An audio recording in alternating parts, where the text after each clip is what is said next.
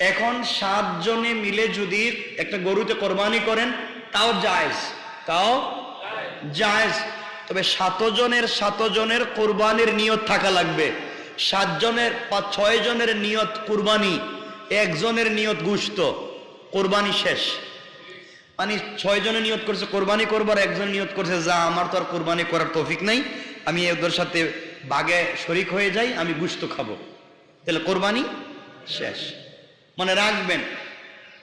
আমি আবারও বলছি 7 জনে যদি কোরবানি করেন তাহলে জায়েজ হবে, জায়েজ হবে, গুনাহ হবে না। আমি আবারও বলছি 7 পরিবারে বলি নাই, 7 জনে বলছি।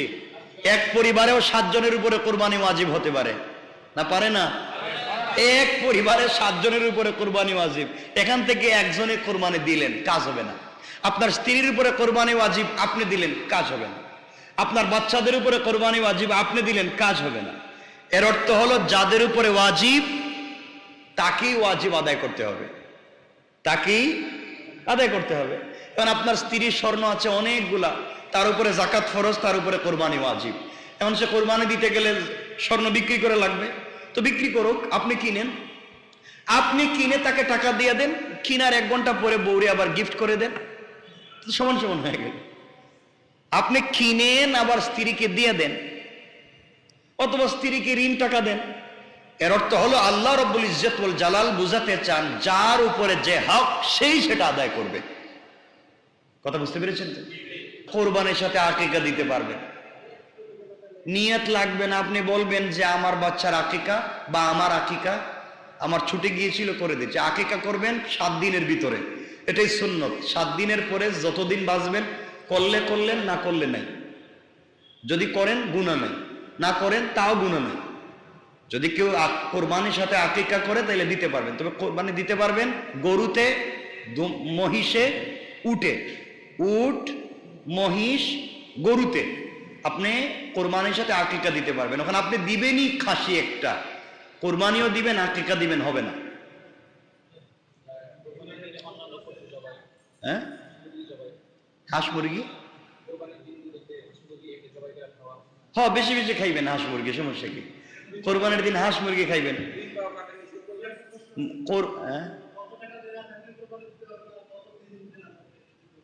কত টাকা দেনা থাকলে কিছু নাই। আপনার কাছে যদি জাকাত পরিমাণ সম্পদ থাকে, জাকাত পরিমাণ বুঝছেন 52.5 বড়ি রৌপ্য সম পরিমাণ সম্পদ যদি আপনার থাকে, সব হিসাব নিকাশের পরে জমা, এই পরিমাণ টাকা আপনার কাছে আছে, আপনার উপরে জাকাত ফরজ, আপনার উপরে কোরবানি ওয়াজিব।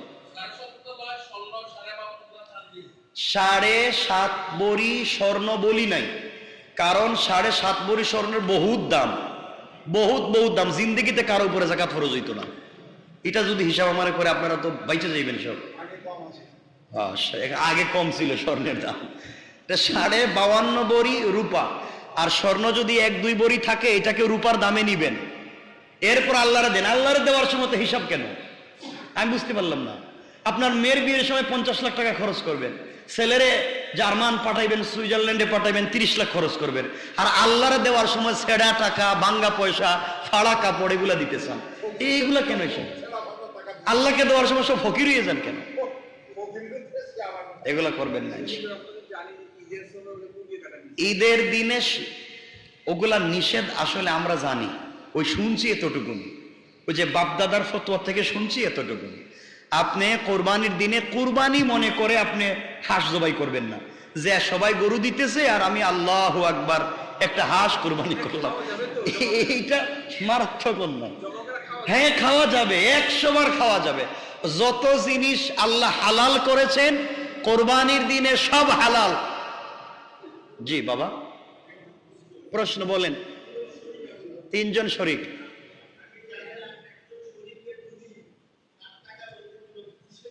হ্যাঁ হ্যাঁ,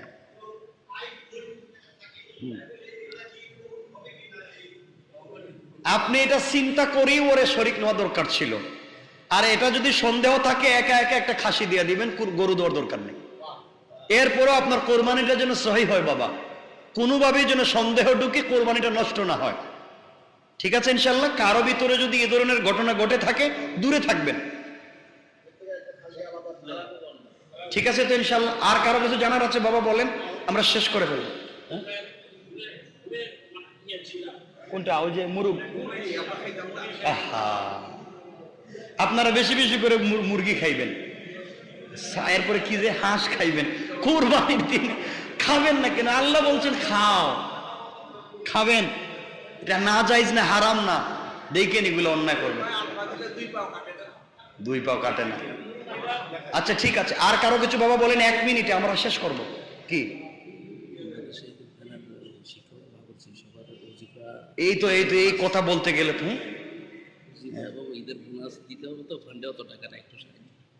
এই তো আপনারা এগুলো বলে তো বিপদে ফেলাই দিবেন। ঈদের বোনাস হুজুরদের, মাদ্রাসার শিক্ষকদের বেশি বেশি দিবেন, সবাই দিবেন। আপনারা তো কিপটা, আপনারা দেন না।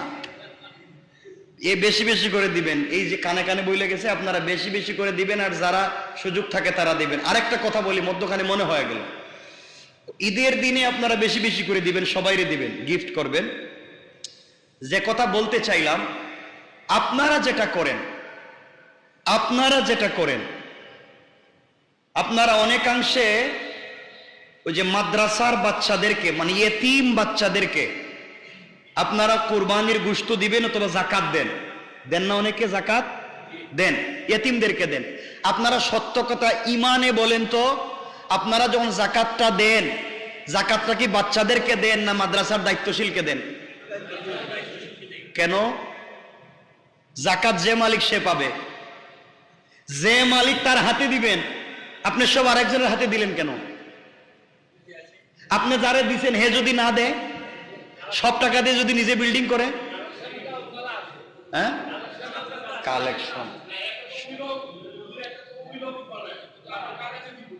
এই জন্যে আপনাকে যদি কেউ নিতে চায়, দিতে হয়, তার মাদ্রাসায় যদি 10 জন ইয়েতিম তাকে 10 জনের নাম লিখে দিবে, 10 জনের ঠিকানা লিখে দিবে।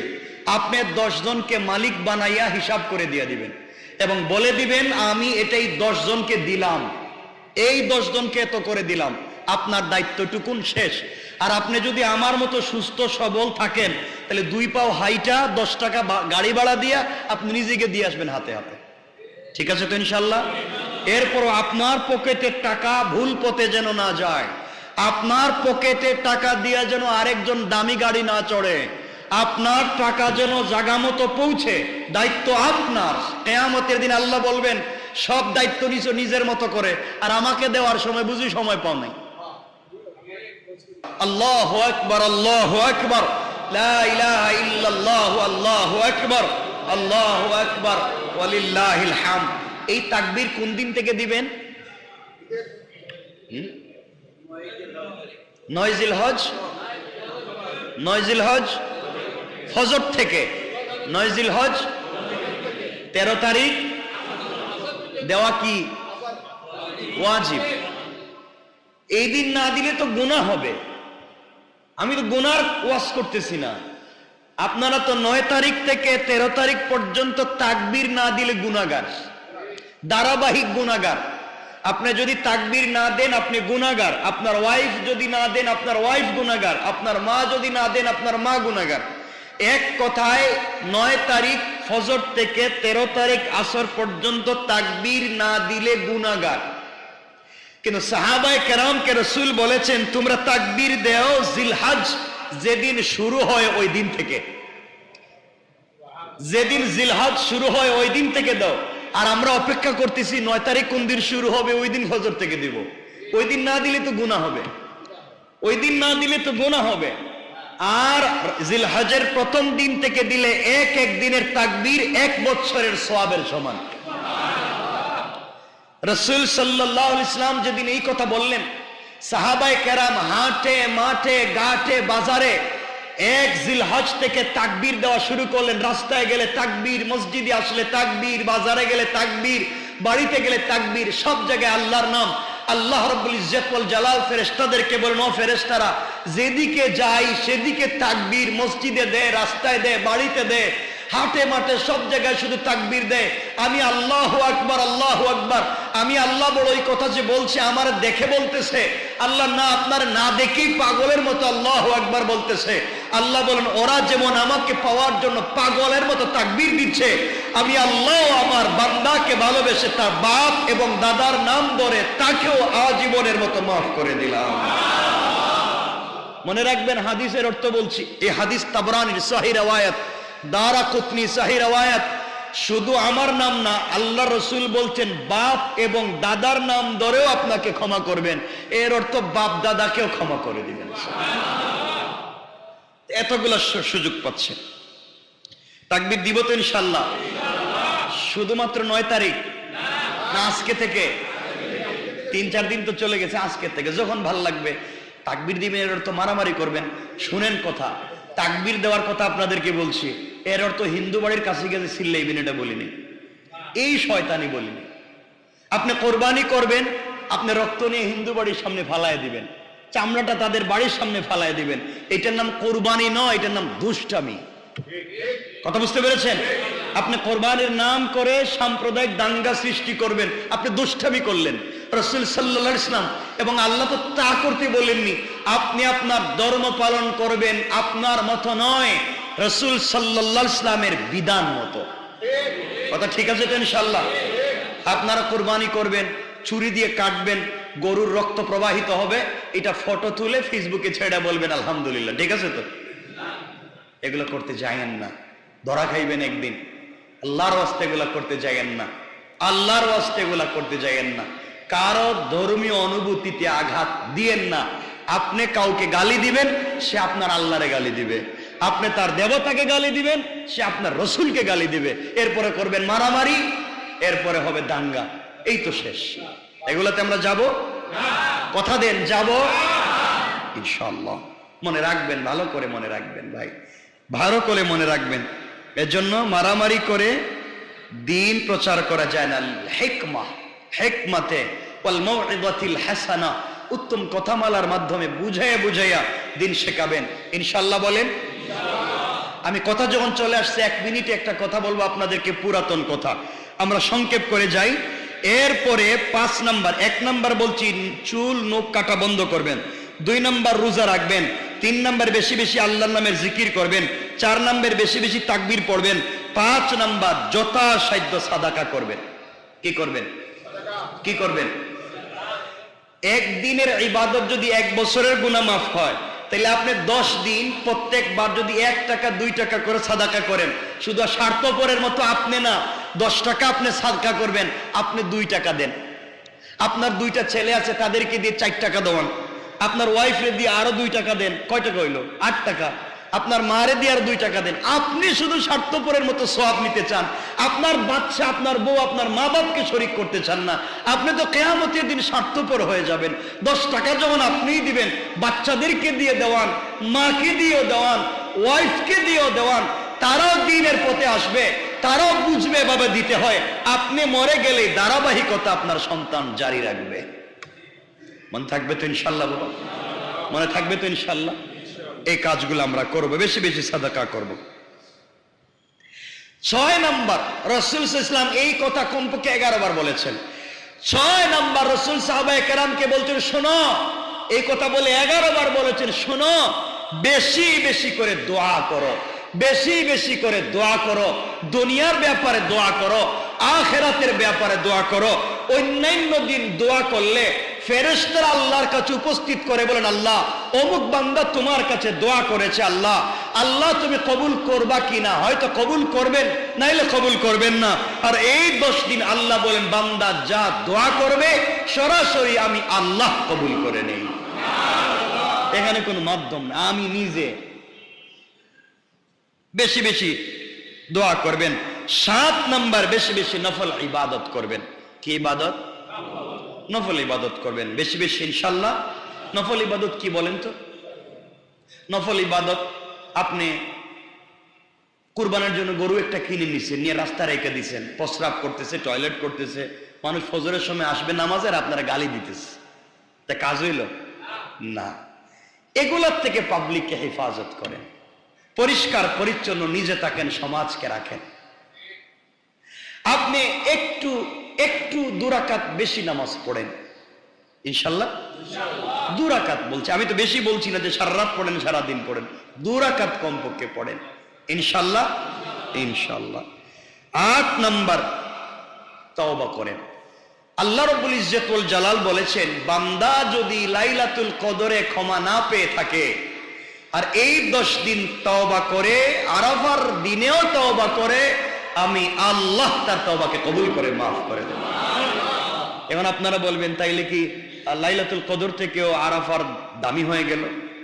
মনে রাখবেন, রমজানের শেষ 10 দিনের রাত দামি, রমজানের শেষ 10 দিনের রাত দামি। লাইলাতুল কদর কি দিনে না রাতে? তাহাজ্জুদ কি দিনে না রাতে? কিয়ামুল লাইল দিনে না রাতে?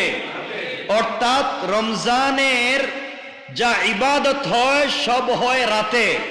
অর্থ দাঁড়ালো রমজানের শেষ 10 দিনের রাত দামি, আর জিলহজ মাসের প্রথম 10 দিনের দিন দামি। সুবহানাল্লাহ বলেন না? ওই 10 দিনের ইবাদতের যেই দাম জিলহজ মাসের প্রথম, ওই 10 রমজান মাসের শেষ 10 দিনের রাত্রের ইবাদতের যেই দাম জিলহজ মাসের প্রথম 10 দিনের দিনের ইবাদতের এই দাম। ইনশাআল্লাহ বেশি করব তো? আচ্ছা, 9 নম্বর, সামর্থ্য থাকলে হজ করব, উমরায় যাব। 10 নম্বর, সামর্থ্য থাকলে কোরবানি করব ইনশাআল্লাহ। কোরবানি করবেন তো আপনারা? কোন পাবলিকরে খাইতে দিয়েন না, এটাই তো আপনাদের কাজ। সব রেখে দিবেন ফ্রিজে। যিনি 1 লাখ 2 লাখ 50,000 1 লাখ টাকা দিয়ে কোরবানি করতে পারে, উনি তো সারা বছর গোশত খাওয়ার মতো সুযোগ আছে, তৌফিক আছে। কিন্তু অনেক মানুষ আছে সারা বছর অপেক্ষা করে কোরবানির দিনের, তার বাচ্চাদের কিনে গোশত খাবে, আপনি তাদেরকে দিবেন। আপনি কেমনে দিবেন? এক টুকরা করে 2 তলার থেকে পাবলিকে দিবেন, নাকি পাবলিকের তরকারি হয় মতো করে দিবেন। আপনি 10 জনরে দেন, 1 কেজি করে 10 কেজি দিয়ে দেন। আপনি 20 জনরে দেন, 1 কেজি করে 20 কেজি দিয়ে দেন, তার হয় মতো দেন। ঠিক আছে তো ইনশাল্লাহ? এখন কোরবানি করবেন। আমরা তো দেখছি কোরবানিতে অনেকে কোরবানির আগে ওই যে যারা জবাই করে গরু, তাদের কাছে গরু চামড়া বিক্রি করে দেয়, বাবা তুমি আমার গরুটা জবাই করবা, তুমি বিনিময় চামড়া নিয়ে নিও। ঠিক আছে না? হারাম, কোরবানি হবে না। কোরবানির কোন জিনিস বিক্রি করা হারাম। কোরবানি হবে আল্লাহর জন্য। আপনি কোরবানির আগেই বিক্রি করে দিছেন, এটা হালাল না হারাম? হ্যাঁ। কোরবানি হওয়ার পরে যদি আপনি কোরবানির চামড়া বিক্রি করে এই পয়সা গরিবকে দান করে দেন, এটা জায়েজ। এটা কি? জায়েজ, দান করে দিবেন। কিন্তু আপনি একজন আপনার গরু কাটলো, বাটলো, বানাইলো, এই জন্য আপনি তার চামড়া দিয়ে দিলেন, হারাম। বিনিময় হবে না। কোরবানির কোন জিনিসের বিনিময় হবে না। কোরবানির কোন জিনিসের বিনিময় হবে, মনে থাকবে তো ইনশাআল্লাহ? এতগুলা বললাম শুধুমাত্র 10 দিনের ইবাদত। আমাদের সময় শেষ হয়ে যাচ্ছে, সুতরাং মনে থাকবে তো ইনশাআল্লাহ?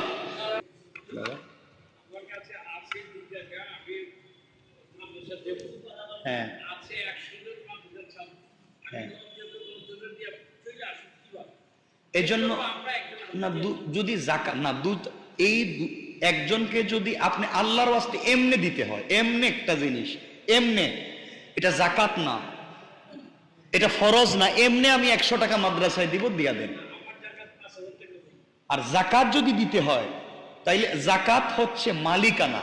মনে রাখবেন, যাকাত মালিকানা। আল্লাহ বলছেন, আমি 10 জন গরিবের দায়িত্ব একজনের কাছে দিয়েছি, তোমাকে আমি টাকা দিয়েছি, 10 জনের দায়িত্ব তোমার কাছে, তুমি এই টাকাটা আমার 10 জন গরিবের কাছে পৌঁছে দাও। কথা বুঝতে পারছেন তো? দায়িত্ব নিয়ে পৌঁছে দিব, নাহলে আমার বাড়িতে ডাইকা তাদের হাতে পৌঁছে দিব।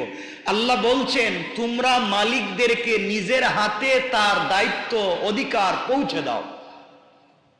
এটা নিয়ম, এটা ইসলাম। আল্লাহ যেন আমাদেরকে কবুল করেন। কি বলবেন?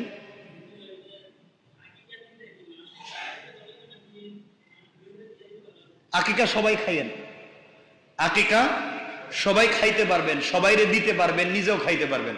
আবারও বলছি, যদি কারো জাকাত মাদ্রাসায় দিতে হয়, মাদ্রাসার ফান্ডে গেলে হয় কি, জাকাতের টাকা দিয়ে মাদ্রাসার ফান্ড, মাদ্রাসার মধ্যে বিল্ডিং ফান্ড নাই, বিল্ডিং ফান্ড নাই, আপনার জাকাতের টাকা দিয়ে যদি বিল্ডিং বানায়,